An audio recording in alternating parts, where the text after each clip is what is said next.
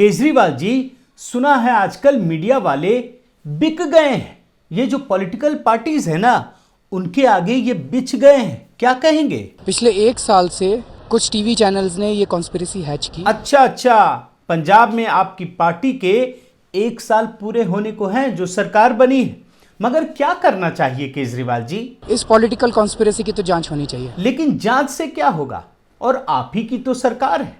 आपने तो वैसे अपना जो इंटरनल लोकपाल है उसी को खत्म कर दिया है। धीरे धीरे पता चल जाएगा, आप चिंता क्यों करते हो? The nation wants to know. और मीडिया की जो पॉलिटिकल कॉन्स्पिरेसी है, अगर वो पता भी चल जाए तो क्या होगा? जांच में जो भी दोषी पाए जाएं उनको सजा मिलनी चाहिए। अच्छा, सजा मिलनी चाहिए, लेकिन कैसे मिलेगी? कौन देगा सजा? ये बहुत बड़ी कॉन्स्पिरेसी है, it is a huge political conspiracy. अगर हमारी कभी भी सरकार बनी तो इसकी जांच कराएंगे और मीडिया वालों समेत सबको जेल भेजा जाएगा। क्या आपने क्या कहा? जेल भेज देंगे? और मीडिया वालों समेत सबको जेल भेजा जाएगा। हालांकि जब केजरीवाल जी से ये पूछा गया कि आपने मीडिया को धमकी दे दी, तो जानते हैं वो बदल गए। उन्होंने झूठ बोल दिया।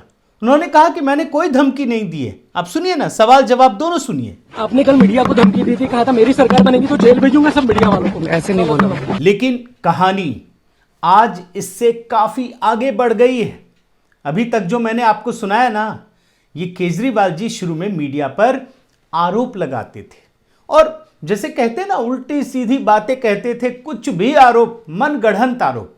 लेकिन आज खुद उनके ही राज में, उनके ही मॉडल में मीडिया वालों के खिलाफ जो ज्यादती हो रही है, वो सुनकर आप हैरान हो जाएंगे। आप एक एक करके कुछ मीडिया संस्थानों को देख लीजिए और तब आपको समझ में आएगा कि केजरीवाल मॉडल में उसकी सरकार क्या कुछ कर रही है। बड़े बड़े संस्थानों को भी नहीं छोड़ा है।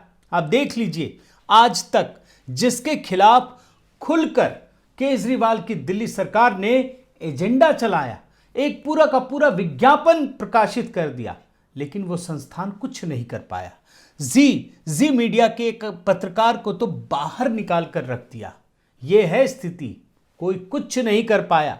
अजीत न्यूज़पेपर पंजाब का सबसे लोकप्रिय अखबार है, उसके खिलाफ कार्रवाई की गई। ऑन एयर चैनल के खिलाफ पंजाबी ट्रिब्यून को सारे सरकारी ऐड बंद कर दिए गए। पीटीसी न्यूज, नरेश वत्स नाम का पत्रकार, न जाने कितनी कहानियां हैं जिसके बारे में आज मैं इस वीडियो में बताऊंगा और ये दिखाऊंगा कि इन सब के बावजूद किस प्रकार से जो लेफ्ट लिबरल मीडिया है उसमें सन्नाटा छाया हुआ है। कोई इसके खिलाफ एक शब्द भी बोलने को तैयार नहीं है। साथियों नमस्कार, मैं हरिश्चंद्र बर्णवाल। मीडिया में केजरीवाल मॉडल के जरिए सरकारी ऐड देकर उसे खरीद लेने की जो कला है, जो मॉडल है, उसके बारे में मैंने आपको काफी कुछ दिखाया है कि किस प्रकार केजरीवाल सरकार इतना ऐड दे देती है, इतना सरकारी प्रचार दे देती है कि फिर मीडिया वाले उनके खिलाफ मुंह ही नहीं खोल पाते। ये तो आपने देखा है ना। लेकिन आज के इस वीडियो में मीडिया वालों के प्रति जो केजरीवाल मॉडल में दरिंदगी बरती जाती है उसे दिखाऊंगा, उसका खुलासा करूंगा और मैं पंजाब की कहानी आपके सामने रखूं, पंजाब के मीडिया की कहानी।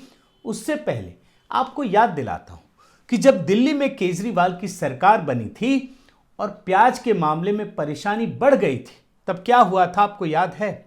आज तक ने एक कहानी दिखाई थी और केजरीवाल ने, जो दिल्ली की सरकार है, उसने आधिकारिक रूप से दिल्ली सरकार के पैसे से दिल्ली के सभी अखबारों में एक फुल पेज एडवर्टाइजमेंट छपवा दिया था एक चैनल के खिलाफ। आप देखिए, आज तक का नाम लेकर छपवाया गया था।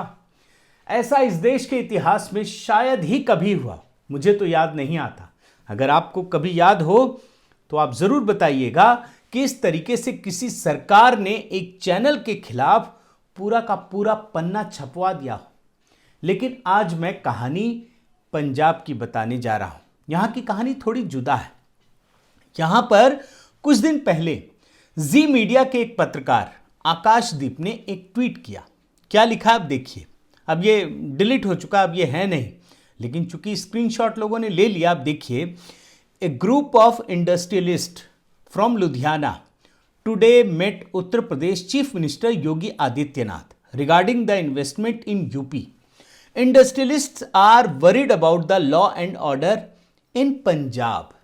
मतलब ये है कि पंजाब में कानून व्यवस्था की बिगड़ती हुई स्थिति की वजह से जो पंजाब के उद्योगपति हैं वो उत्तर प्रदेश के मुख्यमंत्री से मिल रहे हैं कि हम यहां निवेश करना चाहते हैं, क्योंकि वो दुखी हैं।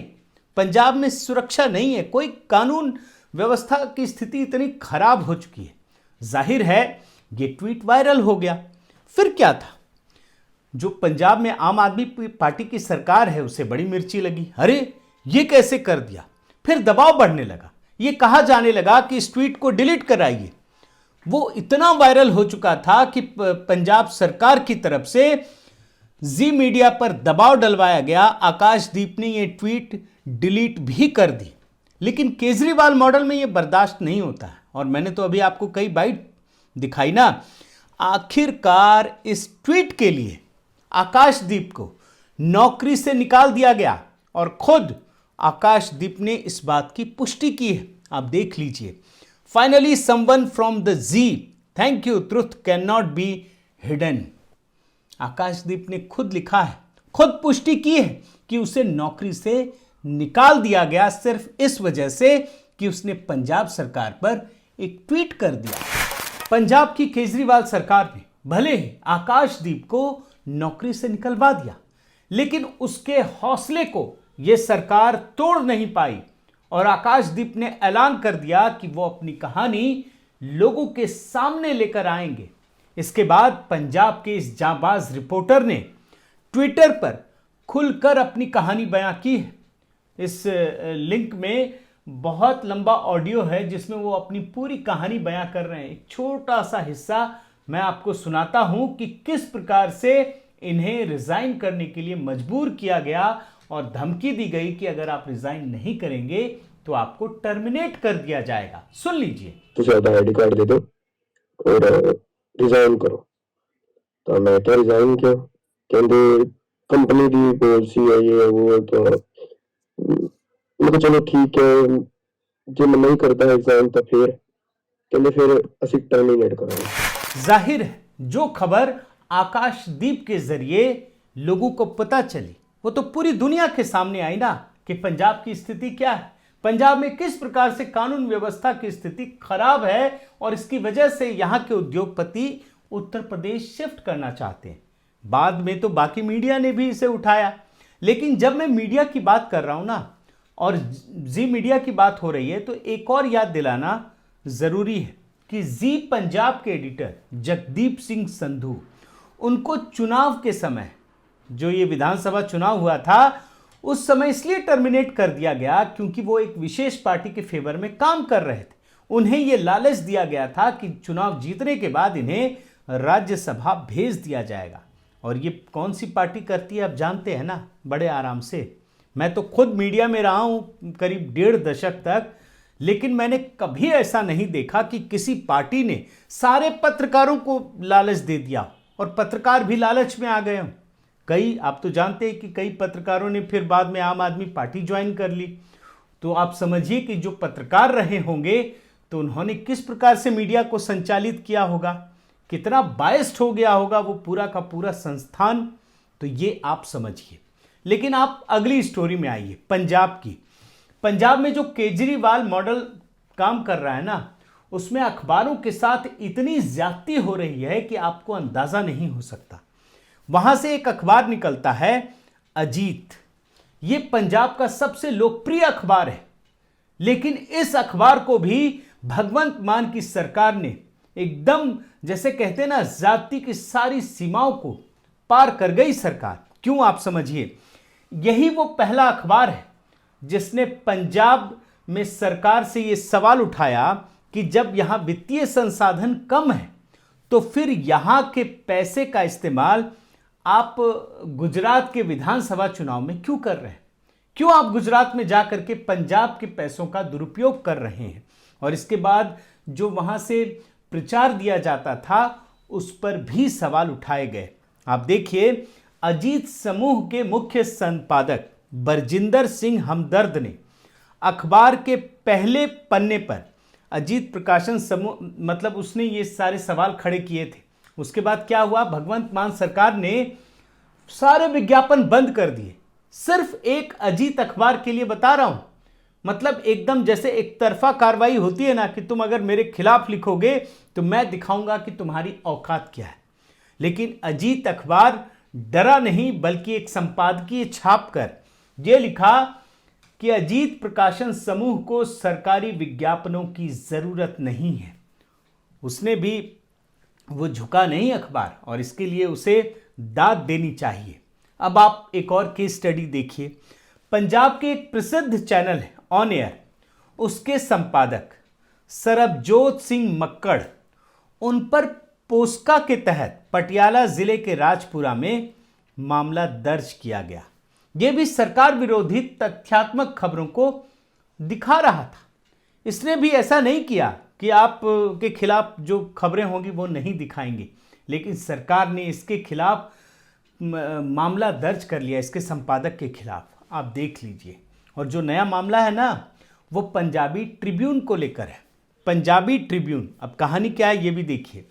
जालंधर की एक कॉलोनी लतीफपुरा पर बेहद बेरहमी से बुलडोजर चलाकर लोगों को बेघर कर दिया गया। तो पंजाबी ट्रिब्यून के संपादक स्वराज बीर ने संपादकीय पृष्ठ पर लीड आर्टिकल लगाई और इसमें लिखा कि यह सरकार को बेतहाशा शर्मिंदा करने वाली खबर है।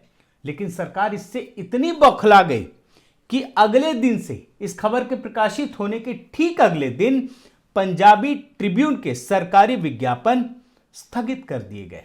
आप रिपोर्ट देख लीजिए, आप देखते चले जाइए। एक होता है ना कि सरकार कार्रवाई करती है, पता नहीं चलता, लेकिन यहां जानबूझकर एहसास कराया जाता है कि अगर तुम मेरे खिलाफ लिखोगे तो हम तुम्हें नहीं छोड़ेंगे। और एक मामला आपको याद दिलाता हूं। इससे पहले जब भगवंत मान की सरकार बनी तो उसी समय एक भ्रष्टाचार सामने आ गया था। भगवंत मान ने दावा किया था कि एक पुल बनवाने के लिए उनके पास एक व्यक्ति 1,80,00,000 रुपए का खर्च बताया पुल बनाने के लिए, लेकिन इसका कोई इंजीनियर दोस्त था, उसने सिर्फ 6 लाख में बना दिया। सुनकर तो अच्छा लगता है ना कि 1,80,00,000 का खर्च और कोई उसे 6 लाख में बना दे, तो गजब का इंजीनियर है भाई। ऐसा तो पूरी दुनिया को जरूरत पड़ेगी। और ये तो ऐसे इंजीनियर तो यही ला सकते हैं जिसके मालिक केजरीवाल हो, जो खुद इंजीनियरिंग IIT से पढ़े हैं। लेकिन देखिए, PTC चैनल ने इसकी पोल खोल दी और क्या पुल बनाया आप देखिए। शर्म से आपका माथा गड़ जाएगा, आपको नींद नहीं आएगी।